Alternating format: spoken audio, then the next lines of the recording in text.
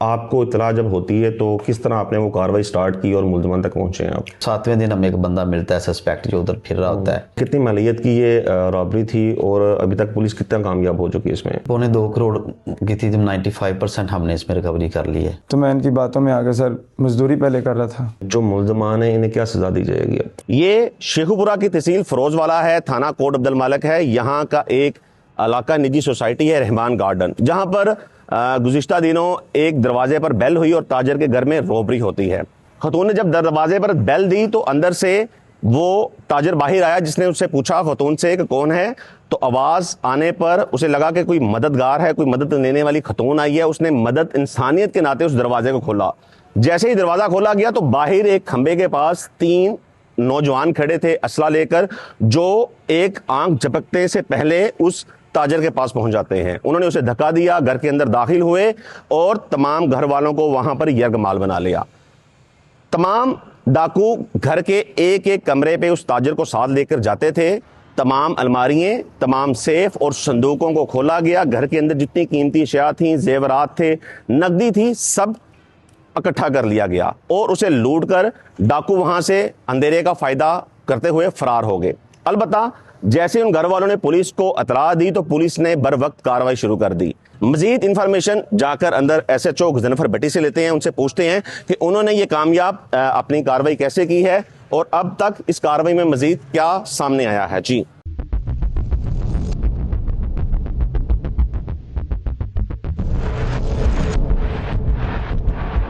ناظرین، جہاں پر تاجر کے گھر پر ہونے والی جو رابری ہے اس نے پورے علاقے میں خوف و ہراس پڑا دیا. وہاں اسی واقعے نے جو پولیس کی جو پیشہ ورانہ صلاحیتیں ہیں اور جو جدید ٹیکنالوجی کا مؤثر استعمال ہے، اس نے ایک روشن مثال قائم کی. میرے ساتھ ایس ایچ او غضنفر بٹی موجود ہیں کوٹ عبد المالک کے، جنہوں نے اس پوری کارروائی پر ڈاکوؤں کو گرفتار کیا اور جو سامان تھا وہ برآمد کیا. ان سے پوچھتے ہیں. السلام علیکم سر. جی وعلیکم السلام. سر، یہ ڈکیتی کس طرح ہوئی؟ کرائم سین کیا تھا اس کا؟ اس کا سینیریو یہ تھا کہ خاتون دروازہ کھڑکاتی ہے، 3 ڈاکو گھر میں داخل ہوتے ہیں، 2 بندے ہوتے ہیں، ان کو ڈیٹین کرتے ہیں ویپن کے زور پہ. اس کے بعد جو ہے ان کے گھر کا سارے جو ہے نا سامان لوٹ لیتے ہیں. 1 کنال کا گھر ہوتا ہے ان کا. اچھا، آپ کو اطلاع جب ہوتی ہے تو کس طرح آپ نے وہ کارروائی سٹارٹ کی اور ملزمان تک پہنچے ہیں آپ؟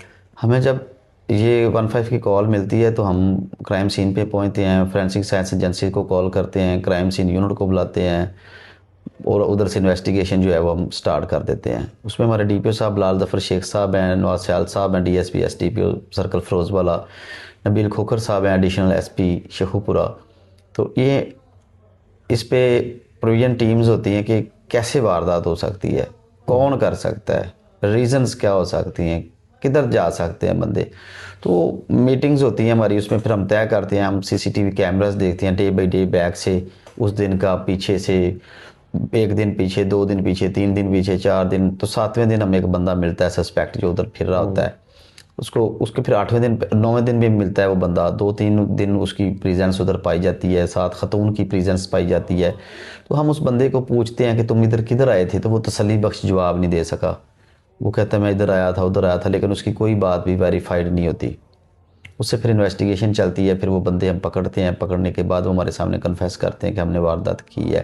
تو ہم ان کو اس کنفیشن کی بیس پہ آئیڈینٹیفیکیشن پریڈ پہ جو بھیج دیتے ہیں ادھر. وہ کمپلیننٹ جو ہوتا ہے وہ ان کو سکسیزفلی آئیڈینٹیفائی کر لیتا ہے، جس پہ جو ہے نا وہ فزیکل ریمانڈ پہ ہمارے پاس آ جاتے ہیں، اور فزیکل ریمانڈ پہ ہم ان سے جو ہے نا وہ ریکوری کرتے ہیں. کتنی مالیت کی یہ رابری تھی اور ابھی تک پولیس کتنا کامیاب ہو چکی ہے اس میں؟ تقریباً یہ 2.25 کروڑ کی تھی. 95% ہم نے اس میں ریکوری کر لی ہے. اچھا، جو ملزمان اس میں گرفتار ہوئے ہیں، ایک خاتون بھی ہے، ان کے کوئی کرمنل ریکارڈ تھے؟ بالکل، یہ پریویس ریکارڈ یافتہ ہے. اس میں علی لڑکا پریویس ریکارڈ یافتہ ہے، جیل سے باہر آیا تھا. خاتون جو تھی وہ ان کی گینگ ممبر تھی. اس نے گینگ ممبر کے ایک فرد سے، علی سے ہی شادی کی ہوئی تھی. اور یہ ساری ریکی شیکی سرویلنس انالائز کرنا، یہ ساری چیزوں کو لک آفٹر کرتے تھے. برابر خاتون نے اس میں حصہ بھی لیا ہے. اب جو ریکوری ہوئی ہے اس کا جو مدعی ہیں انہیں واپس کر دی گئی ہے؟ جی، ریکوری ہمارے پاس مال خانے میں پڑی ہے. جو ہمارے پاس مال خانہ ہوتا ہے اس میں پڑی ہوئی ہے. مدعیوں نے اس میں سپرداری فائل کر دی ہے. وہ سپرداری کے بعد کورٹ آرڈر کے مطابق ساری ان کو ہینڈ اوور ہو جائے گی. جو ملزمان ہیں انہیں کیا سزا دی جائے گی؟ ملزمان کو تو جو پاکستان کا لا کہتا ہے، جو ضابطہ فوجداری کہتا ہے، اس کے مطابق ہی ان کو سزا ملے گی. ملزمان کی کوشش ہے کہ ہماری جو ہم اس کا ریکارڈ کی تکمیل کریں تاکہ court file sent to court اور ٹرائل میں ان کو پراپر قانون کے مطابق سزا ملے. वारदात आपने की है? जी सर। सामान बरामद करा दिया आपने? जी सर। जेवर बरामद करा दिया? जी सर। असला बरामद करा दिया? जी सर। कोई और चीज़ तो नहीं रह गई आपकी? नो सर, विषय।